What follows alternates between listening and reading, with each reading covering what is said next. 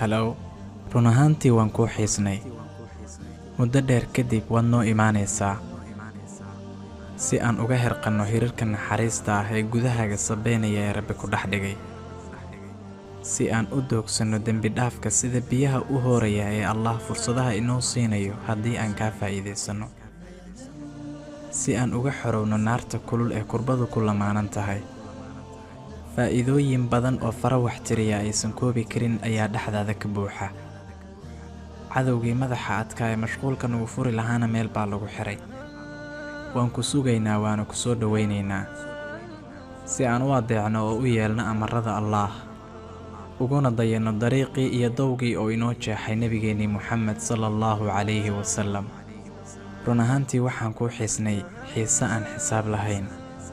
Wax badan ayaan ku sugaynay sababtoo ah fursado waaweyn oo qaali ah ayaa dhexdaada ka buuxa. Qof walibana waxaan u rajaynayaa inuu fursadahaas ka faa'iidaysto. Ilaahay nabad ha isugu kaana keeno innaga iyo adigaba. Allow dhammaanteen naga yeel kuwa ka faa'iidaysta fursadaha dhexdaada ka buuxa. Aamiin, aamiin.